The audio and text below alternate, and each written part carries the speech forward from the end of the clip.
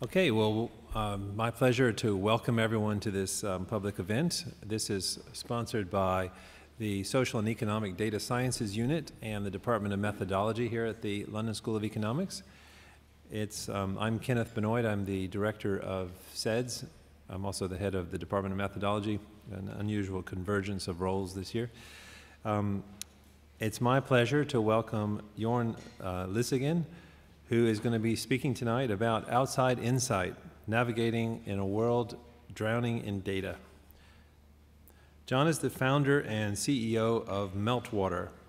He's a Norwegian entrepreneur and philanthropist and has been involved in previous ventures, including 2 exits and an IPO.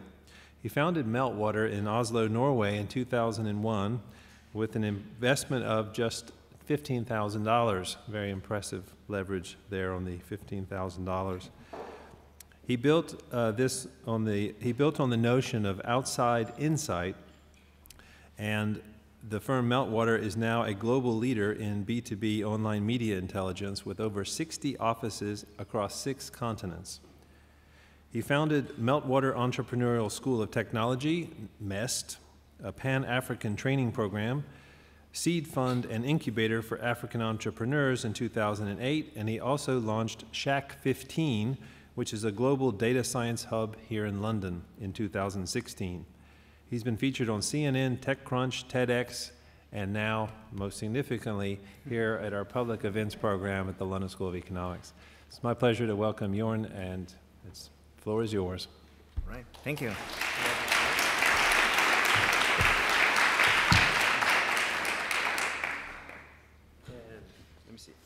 Maybe I need to use this. It should pick you up. You should be fine. Yeah? Yeah. Can you hear me? Yeah, okay. Thank you so much for that, and thank you for coming today. Outside Insight is an idea that kind of grew with me for a few years. It was really an idea that came to me and was really the motivation for me to start Meltwater in the first place. And fundamentally, it was a realization that external information actually is really valuable for company decision making.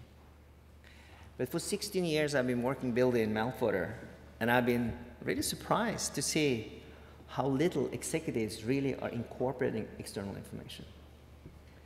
And for 16 years I've been waiting for executives to utilize the information in a much more rigorous way. And finally, I concluded I had to write a book about it. So that's why I did, and that book was launched this week here in London. I will start my presentation with 3 propositions. The first one is that I think that decision-making is of a major overhaul. I think that decision-making needs to adjust to a new digital reality. The second proposition of mine is that because of this, we are really going to see an entire new software category emerge. And this software category, I believe, will be one of the most important softwares that executives in companies rely on for insights and for decision making. And as a consequence, how companies are run and governed will actually, in a very fundamental way, change. And change the way we look at companies, change the way we look at healthy companies, change the way we want to govern companies, and change the way we like to pay our executives. So let me start with a little vantage point of what Meltwater is. That will help you understand, the vantage point we have in the industry, maybe help you understand why we're thinking the way we do. But as Ken was saying, we started in Oslo, in Norway. Pretty humble beginning. We started with $15,000. We started in a shack. It was called Shack 15. It was an old shipyard, and this whole shipyard was to be demolished. And in these different shacks, there were some free office space that we got. So I got actually free office space from one of my former clients. And the vision back then was to create a software that when executives come to work in the morning and they have their normal cup of coffee, within seconds we will provide an overview of what has happened in the world in the last 24 hours. So we started off with a service that basically monitors online news and company websites. So whenever things was changing on your competitor's website, you will be notified about it. Whenever something happened in news and mentions that was important for you, you will be notified. And the idea was to find the needle in the haystack. That's really how it started. And this was back in 2001. This was before Google Alert came. And this was really before most of these companies that do text analytics on the internet was started. But over the years, we've grown to a global business. We're headquartered now in San Francisco. That's where I'm based. We have more than 1,500 employees globally. We have more than 26,000 corporate clients. 50% of the global, 50% of the Fortune 500 is client to Meltwater. So we have everything from clients like Apple, McDonald's, Coca-Cola, to organizations like Manchester United, car companies. I think we have pretty much any brand out there. Tesla was a client of us before they became, before they shipped any cars. But we also have things and organizations like United Nations, and maybe one of my favorite clients is actually the Vatican. So I usually say, my joke is that we have everything from Coca-Cola to the Pope in Rome. And we are a global business today, and as Ken was saying, we're also a bootstrap business. Fundamentally what we do, very, very straightforward, we mine a lot of data. So a big part of what we do is extract data, clean it, normalize it, enrich it, and then provide an ability to search and do queries, and of course real-time analytics. And over the years, what we really come to realize is that we are really in the business of analyzing forward-looking information. So initially where they started was that people start to monitor information about themselves, really about their brand. So if you think about the brand is really a forward-looking metric helping you to understand something about your future performance. Same thing about client satisfaction. As social media became prolific, client satisfaction is something that you can in real time measure. You can in real time measure the launch or how well the launch of a new product was received. How was it received in Germany? How was it received in the US? How was it received in Asia? And of course, you can also measure the relative strength of different companies by share of voice. How strong is this company versus another? So in the early days of our expansion into the US, we signed up a small company. We didn't really understand what they were doing. They were in the neighborhood. There were 20-some people. We certainly didn't understand their business model. And the company was called YouTube. And the way they used our service, we thought was really interesting. They measured their media mentions. As simple as that was, they compared that with the media mentions of their competitors. And at the time, there was a handful of players in that space, and it was anyone's guess who was going to be the winner. And, but you could certainly see how YouTube is starting to take off and create space between themselves and their competitors.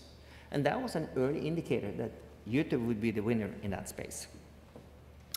So by analyzing all this information, we concluded that as a company, what we're really doing is to help to track, measure, and understand leading performance indicators. And I mentioned we have a lot of clients doing that across the world. But as we've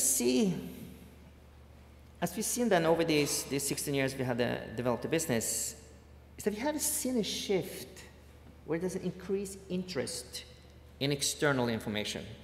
And clearly the advent of social media and the prolific growth of social media has been an important factor in that. But if you think about the last few decades, there's an enormous amount of time, money, and effort the companies has invested in mining their internal data. There's a huge ERP industry. You heard about the company called Salesforce. They built a massive business on one product, the CRM product. So there's an enormous amount of effort into building this. And there's, even these days, there are new BI software that has entered the market. Maybe you heard about Domo. There's one of the newest players. Tableau had tremendous success. So a lot of effort mining internal data. And when executives want to be rigorous, when executives want to be data-driven, they're really thinking about the internal data. So if you compare all the investment that's done on internal data to the investment that companies today do on external data, it is a very mismatched investment. At least that's what I would argue. And the interesting thing with external data is also that they are one of the most valuable sources for forward-looking information, for leading performance indicators. If one of your competitors hire 30 data scientists, maybe that says something about their product ambitions. If they file a patent, it says something also about their intent. If they double their sales organization, it says something about their intent. So mining external data, you have an opportunity to understand a company's intent, your competitor's intent, and make decisions in more proactive fashion, and often also in real time. And if you take one step back and look at what has happened over the last decade or so, internet has, in a very fundamental way, transformed the way the world we are living in. Internet has transformed most industries that we know. Banking has changed, shopping has changed, media has changed, the way real estate is sold is changed, marketing has changed, the music industry has changed. I mean, there's almost no industries that has not been transformed. But decision-making has remained surprisingly unaffected. And that's where we think that decision-making has to catch up and need to adjust to a new digital reality. Because in this day and time, the amount of information that's available has completely exploded. And it's very hard for anyone today to do anything without leaving online breadcrumbs. I don't know if any of you have tweeted that you're going to be at this event today, but a lot of you tweet, a lot of you post Facebook, a lot of you do Instagram, and every person shares on average 12 items per week on the internet today. And those pieces of information, they reveal who you're with, what kind of food you eat, what kind of places you like to hang out with, where you go on vacation. There's a tremendous amount of information that you reveal about yourself. But companies also leave digital breadcrumbs. Every time a company are making any initiative, launching a campaign, hiring people, changing the prices, they're leaving breadcrumbs. A patent filing is a breadcrumb. A job posting is a breadcrumb. A campaign to their clients is a breadcrumb. When they bid on Google AdWords is a breadcrumb. You can, in this day and time, measure how much online ad spend you have in Germany versus UK versus US, and how all of these are trending over time.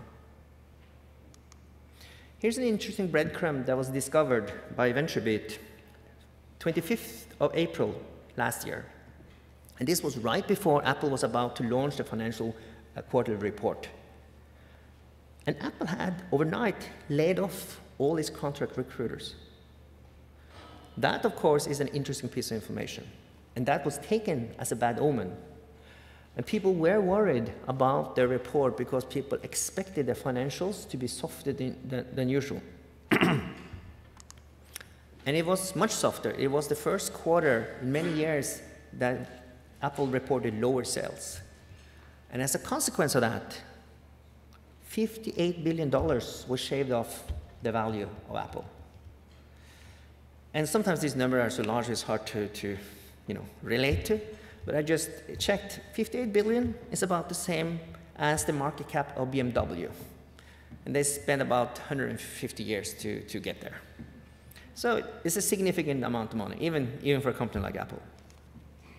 Talking of BMW, we mentioned Google AdWords.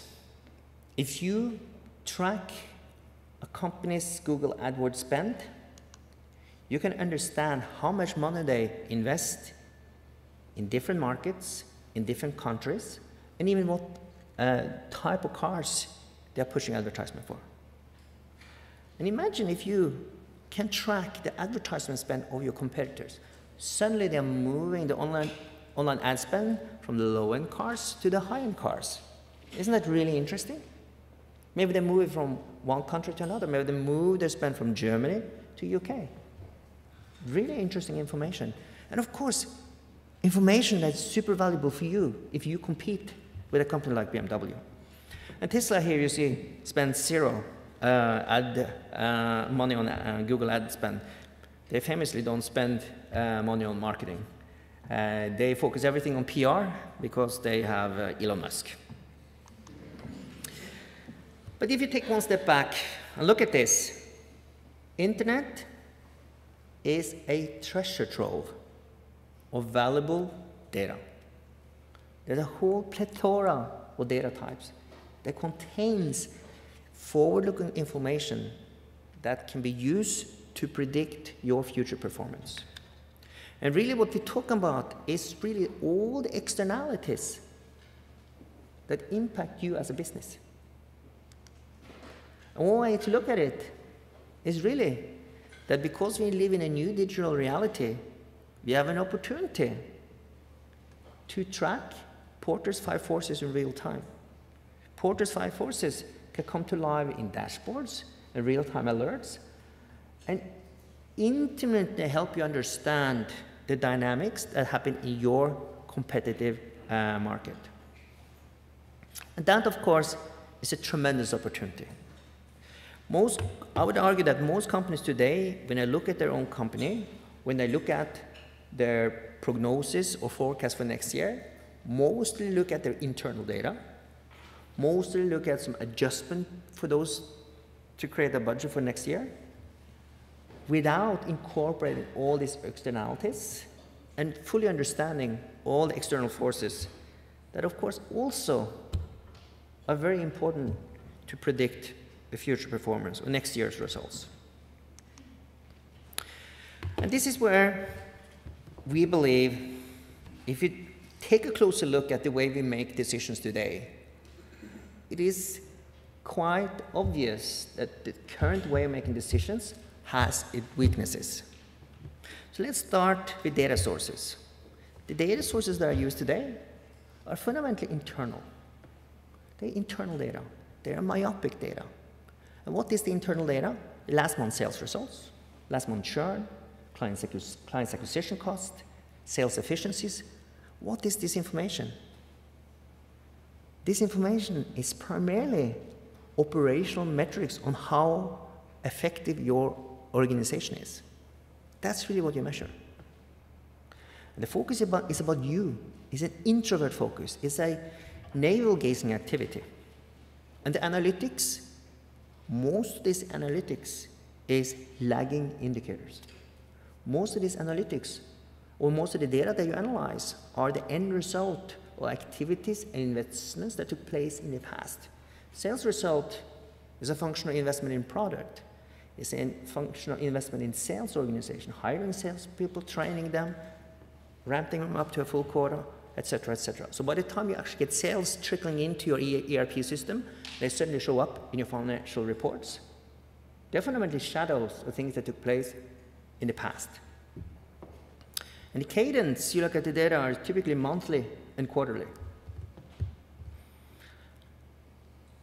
And when you look at all these things, I would argue that the way we make decisions today are actually a pretty reactive way of making decisions. And you could even argue that if you run your company based on your internal data, it's almost like driving a car looking in the rear view mirror. The new paradigm that involves external data, if you embrace external data, the focus is not about you anymore. The focus is about externalities. The focus is about your industry. The focus is about the ebbs and flow of your competitive landscape, the ebbs and flow of your industry. The analytics will then mostly focus on leading indicators, looking at the things that happen. Imagine you have a dashboard and suddenly there's something unusually happening, something unusual. Maybe that the ad spend of one of your competitors changed very abruptly in an unusual way. Maybe they moved their spend, as we talked about, from the German market to the UK market. That can be an opportunity, or it can be a threat. And right there and then, you can make a decision how you want to mitigate that opportunity or a threat. And the cadence is for this reason in real time. As these, anomalies are alerted to you, you can choose to make a decision right there and then.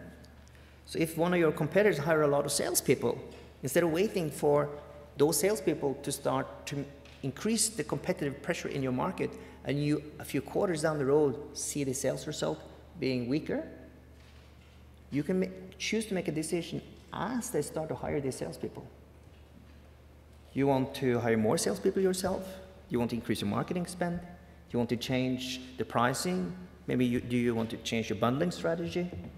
You can make those decisions as your competitor are actively starting their new initiative instead of waiting for the consequence of those initiatives to trickle into your internal systems and internal data.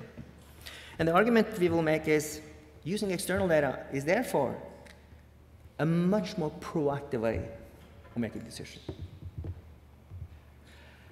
And the simple idea is that if you don't use external data, you only use a subset of the data that you have. If you do embrace external data, you provide much more information. Then you have not only information about yourself, but information about the overall industry. You have more informed decisions, and you can be a much more proactive executive. But for you to actually wrap your arms around this external information, you need help. It's not easy.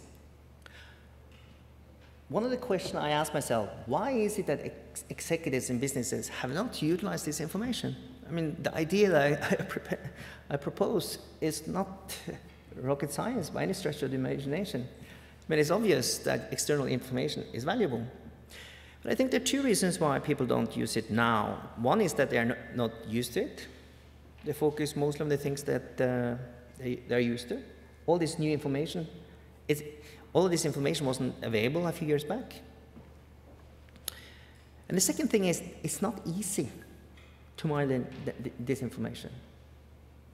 So if you think about your internal data, most of the information in your internal data are structured. And most of the information is actually numbers. So for a BI company or a BI software to analyze all the internal data, it's a much more trivial task than to analyze external data. External data are buried in a lot of unstructured data. Or the insights in external data is buried in unstructured data. And it's buried in text. And text comes in a multitude of different types. A news article is very different from a tweet. A tweet is very different from a press release, very different from a blog post, very different from a patent filing, different from a court document, different from a job posting, etc. And in addition to that, you want to aggregate insights across a multitude of languages.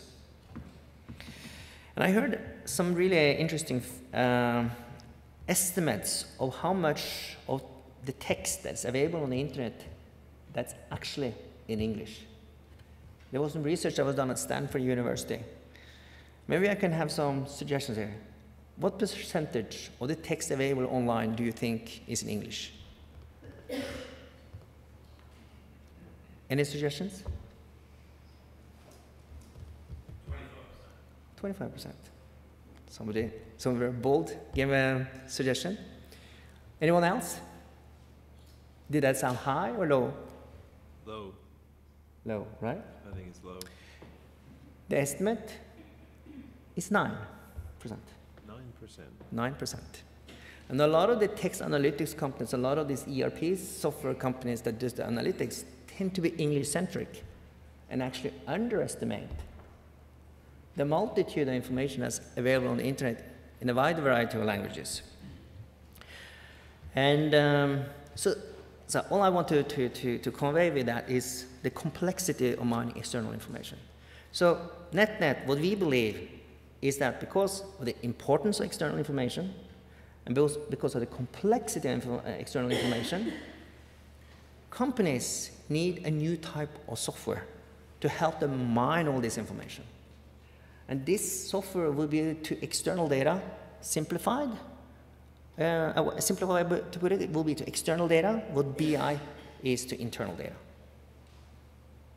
Mining all this text, mining all this unstructured information, and help them to understand forward-looking metrics. We also believe that outside inside we enter the boardroom with real-time competitive benchmarks. So we think that outside insight will introduce a completely new level of transparency in companies. So if you sit on the board, if you're an investor, it's really hard to understand exactly what's going on in a company. And you're basically left on trusting the management reports that are given to you. But if there's one thing that you know, is that those management reports are subjective. There's a narrative that the management have, and it's a subjective narrative, and you know that the data point that is presented to support that narrative are chosen because they support the narrative. The data that does not support the narrative are typically not there. But the interesting thing with the external data is that you can create third-party apples-to-apples comparison on how you are doing compared to your competitors. For that reason, I think of outside inside or external information as benchmark science. You have an opportunity to benchmark your business on a multitude of dimensions, on a completely unemotional way, and understand how well you're doing. Client satisfaction. How am I doing on client satisfaction? Am I on industry average? Am I improving? Am I improving my position compared to my competitors? How much is it that I'm investing in marketing? Industry average? I'm in the top quartile? Am I investing less or more than my competitor? What is the overall trend in the market? How much do I invest in product? How much do I invest in sales? All of this information in this day and time, you can track and you can benchmark. And I think a lot of companies today benchmark too much with themselves. They look at this year's result compared to last year's results. So if you, for example, improved your client satisfaction with 15% year over year, maybe you're happy with yourself. But it could be that your main competitor improved the client satisfaction with 20% in the same time period.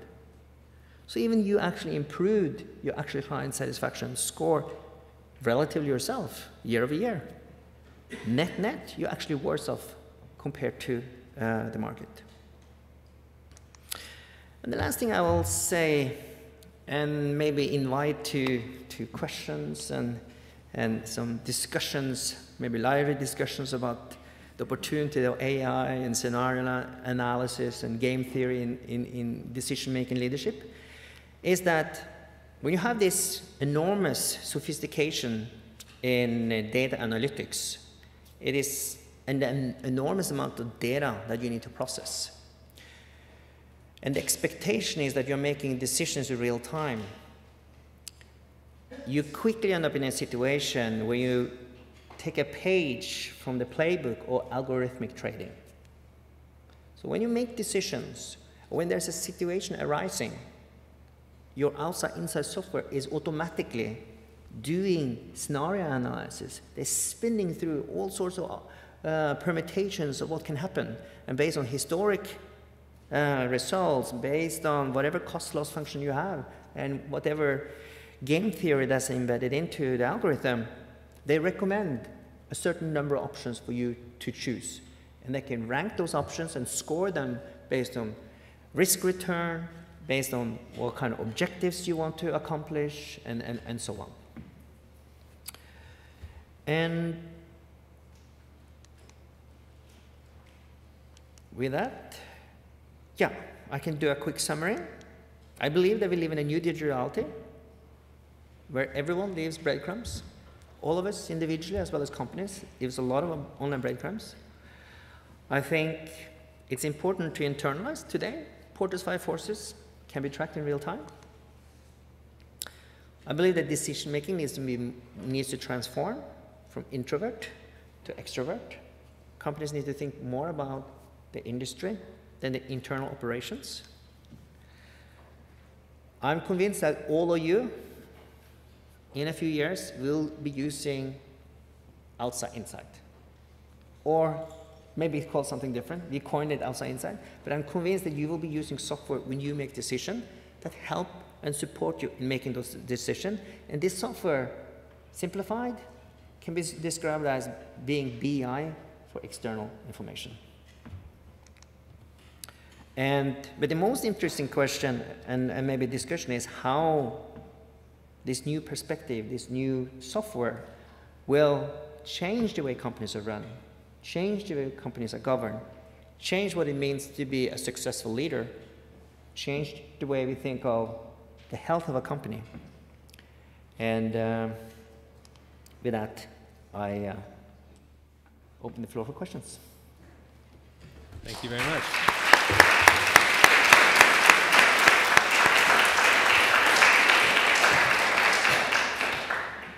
Okay, so if you raise your hand, we'll take some questions, but I'm going to abuse my prerogative as chair and start with the question. So, Jorn, we have people come to us all the time for advice about how to make use of the internal information they have in firms, and there are lots of firms out there who are struggling just to make sense of the internal information, what you've characterized as being part of the old school approach. Yep. If that's the case, how are companies going to keep their heads above water in this vast sea of external information? Because the challenge just seems all the greater. My response is that they just have to change. They have to, it doesn't matter to look more in the wrong place. I think one dimension you can look at is a lagging indicator and leading indicators. So if you start there, there are a number of leading indicators you can also mine internally. But I think, to your point, companies today are spending a lot of effort trying to understand their internal data maybe even better than they already do.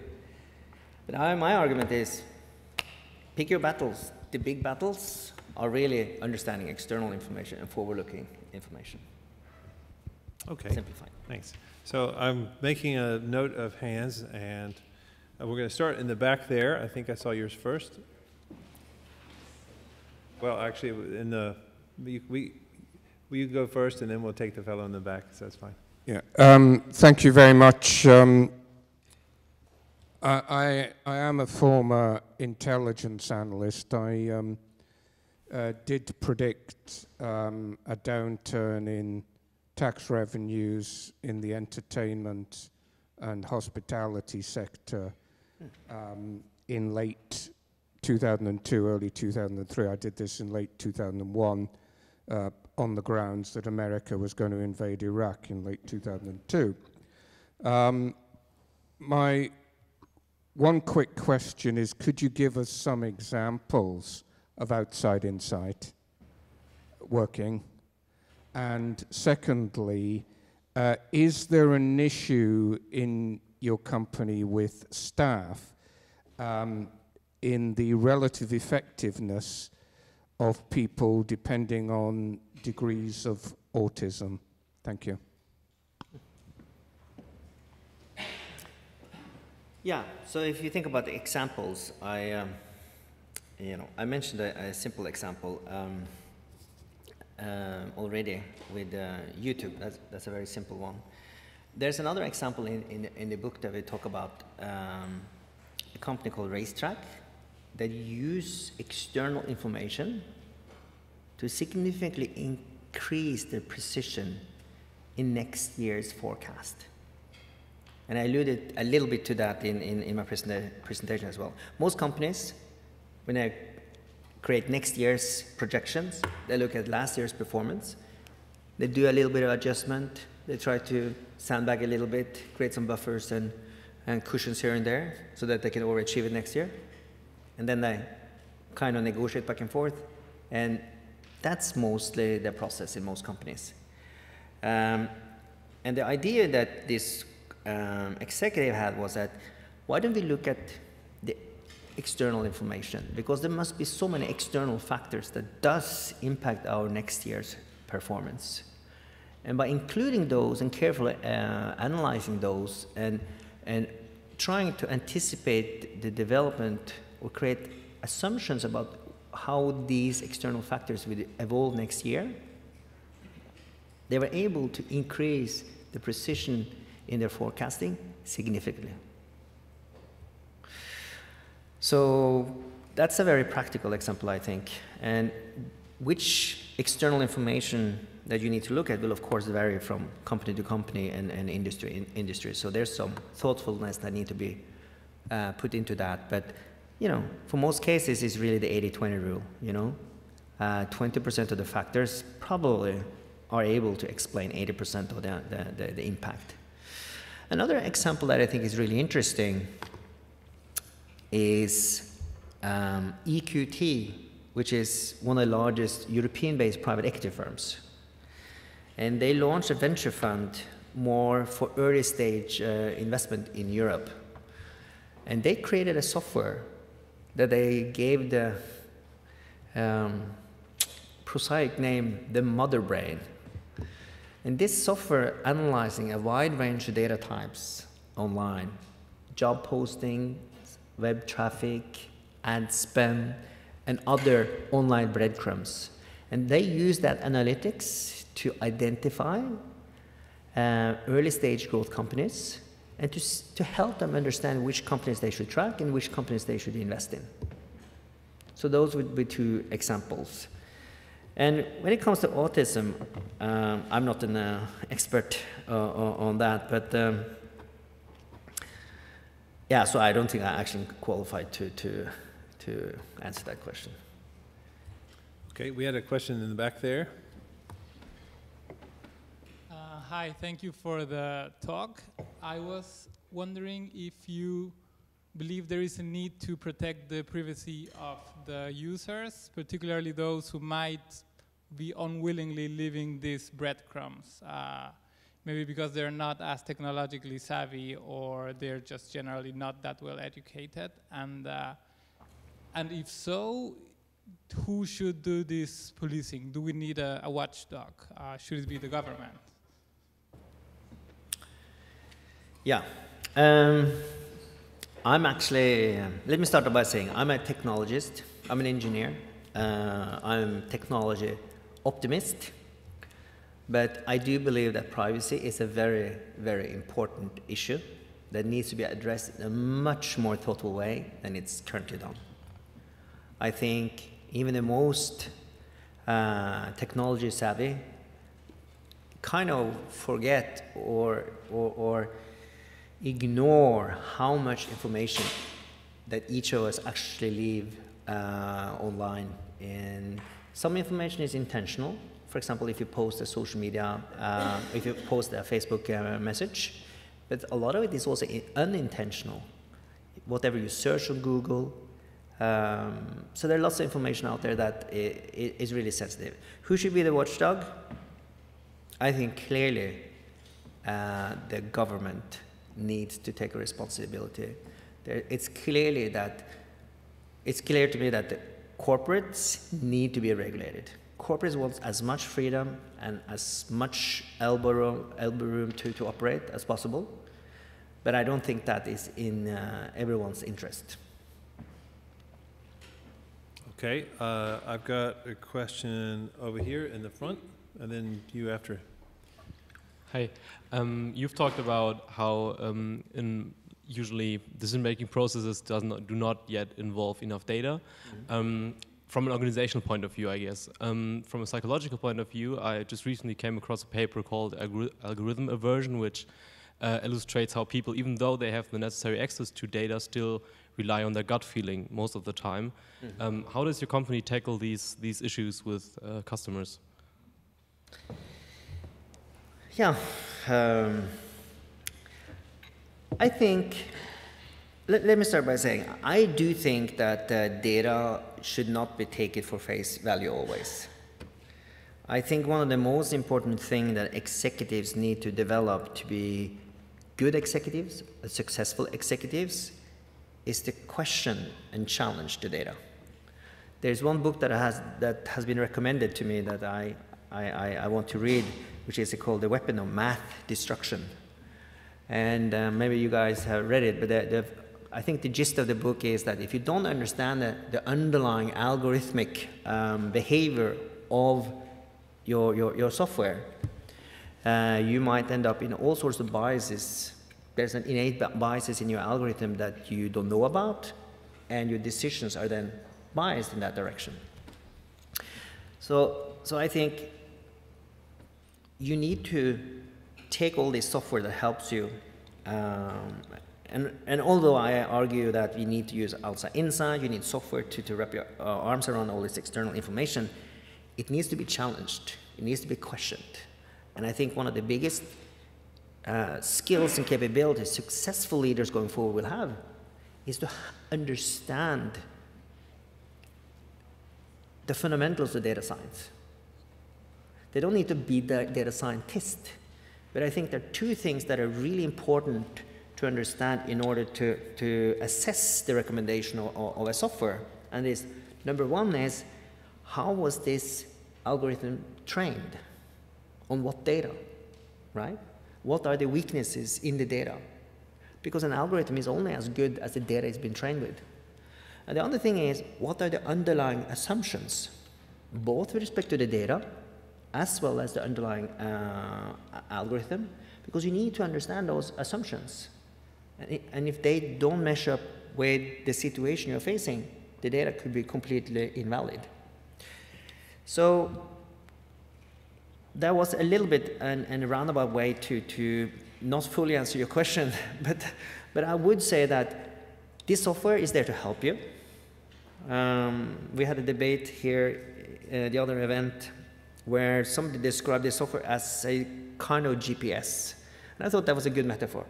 It is a GPS, but it doesn't necessarily tell you exactly where to go. And you need to challenge it, you need to question it, and I think you need to rely on your own gut feel at some point. I think it's a combination of your software and your innate understanding of the situation, your innate understanding of assumptions, that at the end of the day will make the best decisions. We had Kathy O'Neill here speaking about weapons of math destruction in this event in July, by the way. So I had you next over here. Is it a good book? Yes, very. It's fascinating. Yeah. Fascinating talk and very good book. And maybe I can add that, so I did research in artificial intelligence back in the days, and I was actually really skeptical and negative to neural networks. And the reason why I've been always skeptical to neural networks and still harbor a skepticism to deep learning is that it's fundamentally a mapping function, which nobody really understands how it works. At least the way I look at it, and maybe you disagree, but I look at deep learning and these multi-layer neural networks as a black box. And the way you use them is that you train them in data and you create a mapping function. But you have no idea how a completely new input will be mapped on the other side. And it could be a completely uncontrollable output. Maybe you suddenly create a black swan on the other side, to use another metaphor that I'm sure that you're familiar with. And I think if you want to use this software for really important decisions, how can you possibly rely on a black box? Because it's incomprehensible that you will be able to anticipate or understand the entire universe of outcomes with the endless amount of inputs. So that's my maybe personal skepticism to where we are today. I think we all should be phenomenally grateful for the progress that has happened in deep learning. I think it's a fantastic tool, and it clearly has merits in a number of different ways. But I think you should be careful. I do think it's a black box. Okay, let's see. I've got a list of people in order of raising your hands. We'll go next over here. Fellow in the blue t-shirt. Hi there, John.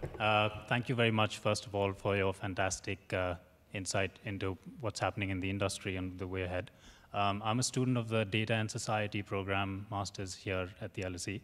And one of the things, really arguments, particularly with respect to unstructured data that we've been looking at, is it's kind of an extension of the garbage in, garbage out, debate. And in particular, that the way in which analytics, structurally works today is that, particularly with respect to unstructured data, is that it needs that unstructured data to be broken down to its very root, to a very sort of a binary form. And what that causes is that it causes the data to lose kind of its emotional context or the real, deep narrative behind that data.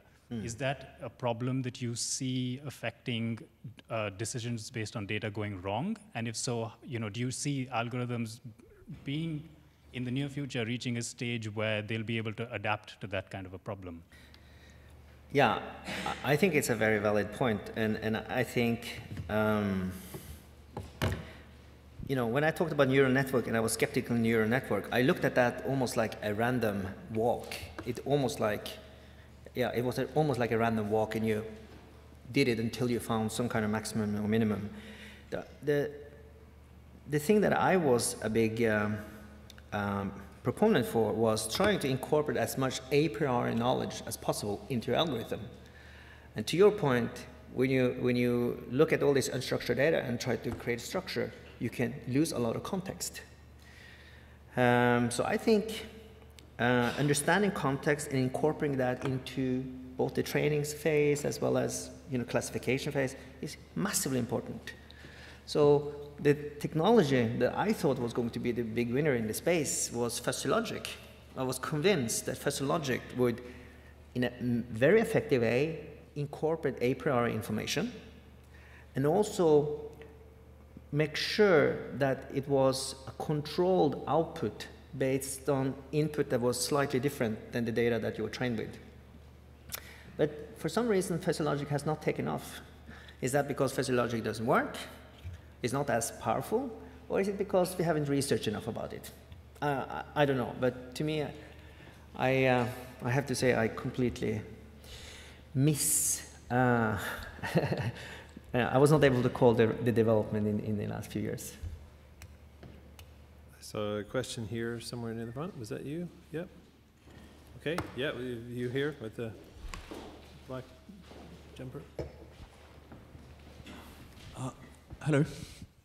I have a more specific question related to outside insight. Do you see any value of building the software like on top of, for example, the Meltwater platform through APIs or similar, or do you think it will be more valuable to create it bottom up to have full control of how it's so we will welcome you to build software on top of Meltwater. It's actually an integral part of our strategy, actually. So first quarter next year, we're actually launching a platform called Fairhair.ai. So Fairhair was the first king of Norway. He united all the different small kingdoms in Norway. And the idea with this platform is to unite all these different silos of data types on the internet. So the idea is then to expose all the data that we have, news, social, job posting, patent filings, press release, etc., that are cleaned, normalized, enriched. On top of that, offer a lot of data science models, and also the opportunity for you to build data science model on top of that. And it's also a lot of effort that we put in to create interoperability between libraries from Google, Amazon, Facebook, etc., so that you're not stuck in one universe of libraries. So I'll make sure that you guys get a little more information about that platform when we're launching it in Q1. Great. So I have a question here. Hi. How do you, maybe you can share some insight about how you differentiate the noise between the real authentic data in the unstructured data. You know, nowadays there's a lot of fake news, paid reviews, you know. So even at individual level, when you check out for your holidays and stuff like that, you know, so you try to, you know, some are paid reviews, some are fake one. But when you talk about organization, maybe you can share some insight, what you see, how this direction is going. I think that's an excellent question, because as breadcrumbs becomes really important to understand your competitors, it's pretty obvious that there was a new practice that will be developed to drop fake breadcrumbs. And fake breadcrumbs will intentionally be created to confuse your competitors, right? Maybe you file a patent in an area that you have no intentions to invest in.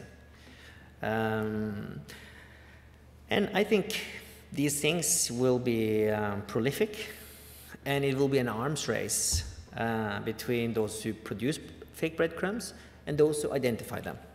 And you can see the small things happening already. You know, you have software today, free software today, or services that can test whether your followers on Twitter are real people or not.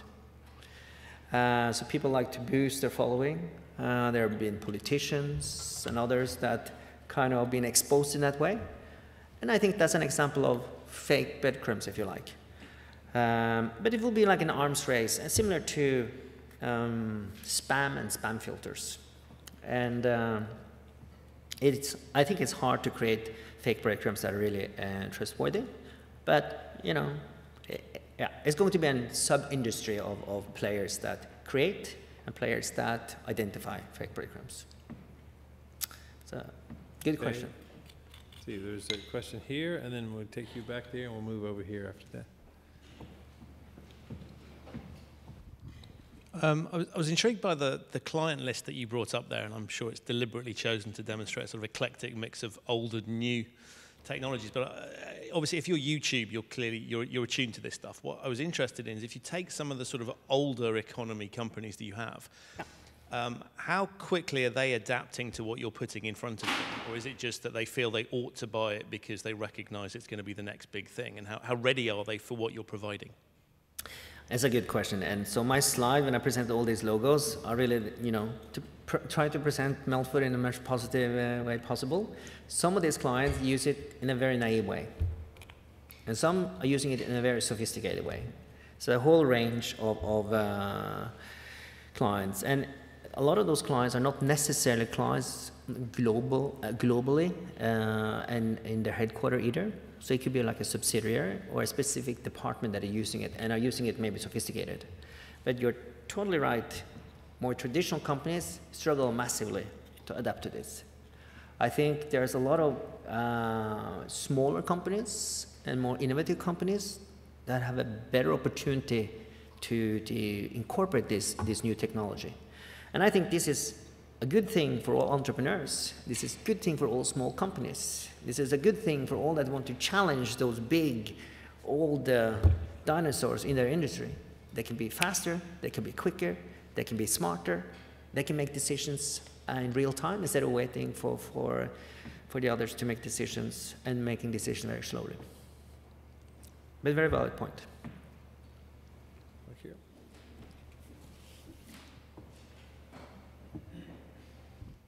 Yeah. Hey Jorn, thanks for your presentation. My name is Lars. I'm also an engineer, an environmental engineer, working independent as a consultant, mostly on global monitoring of SDGs. Yeah.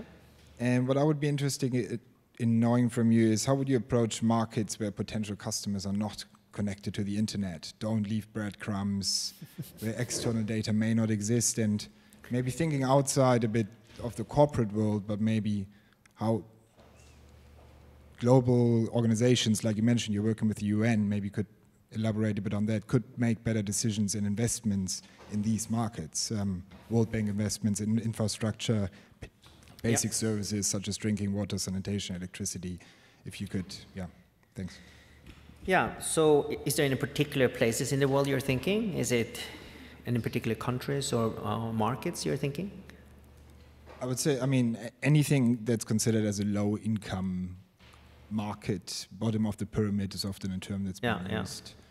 People lacking basic services, where maybe not even cell phones, less toilets, drinking water, things like that. These markets that are completely underserved by anything, I guess. Yeah, I think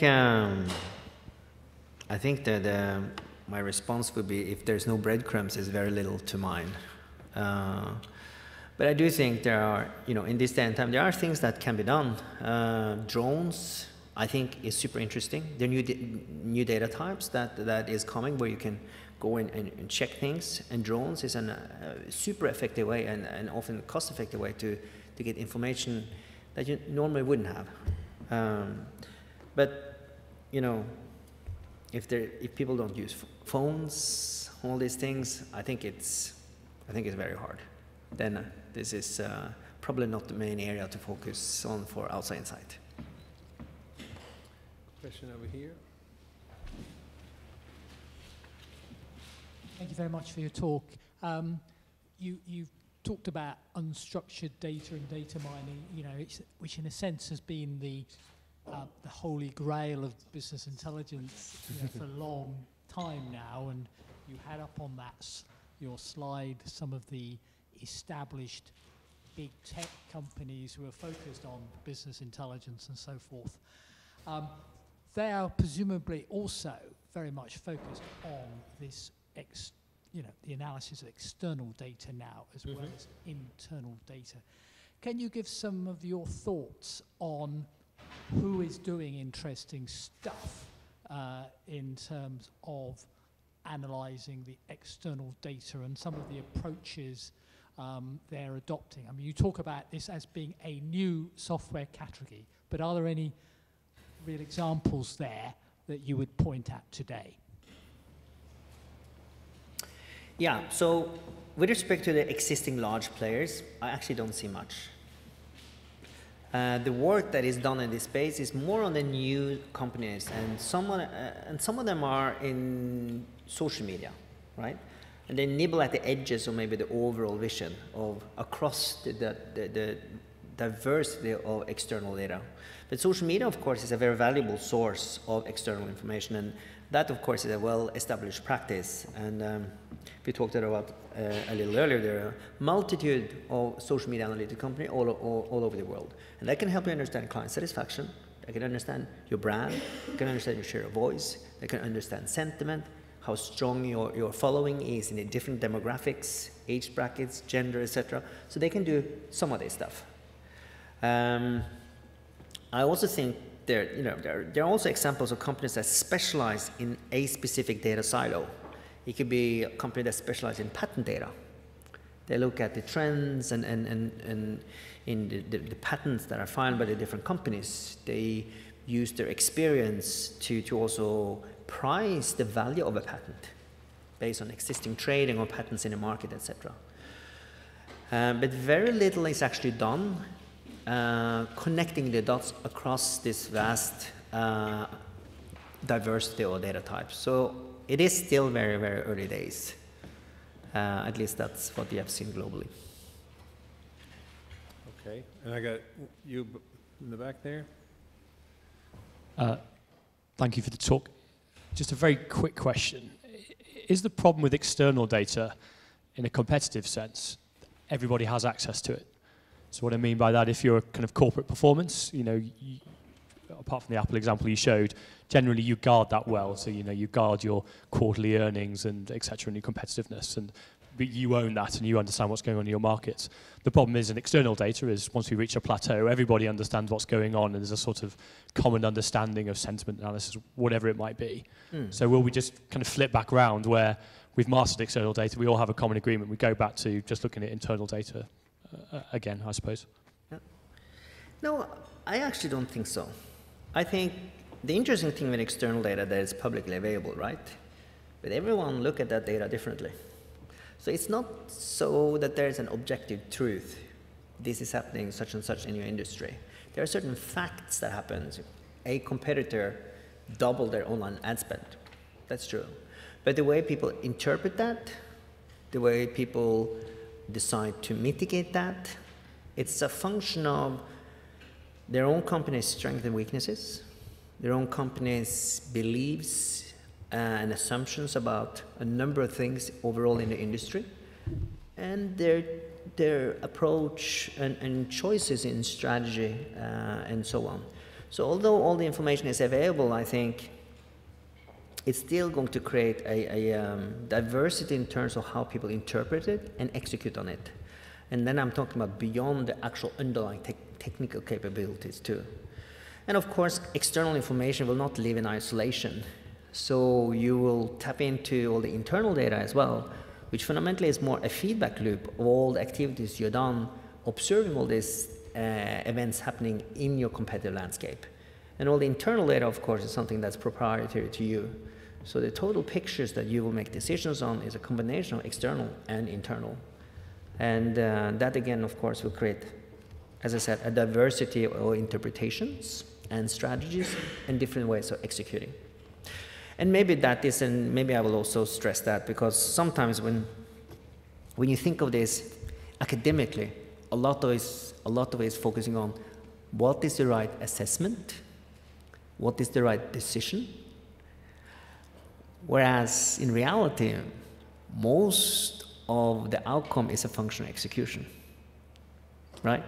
So you can analyze, you can do a formidable job in analyzing this situation, you can do a formidable job making the right decision. It doesn't mean that you win. At the end of the day, it's really all about execution, right? So I think that's also important to not lose sight of. Okay, I got time for just a couple, one or two more questions. Got one over here, and then I'll come to you. Thank you for the presentation. I have a very simple question. You mentioned during the conference that companies have not embraced fully this new digital era, especially for decision making.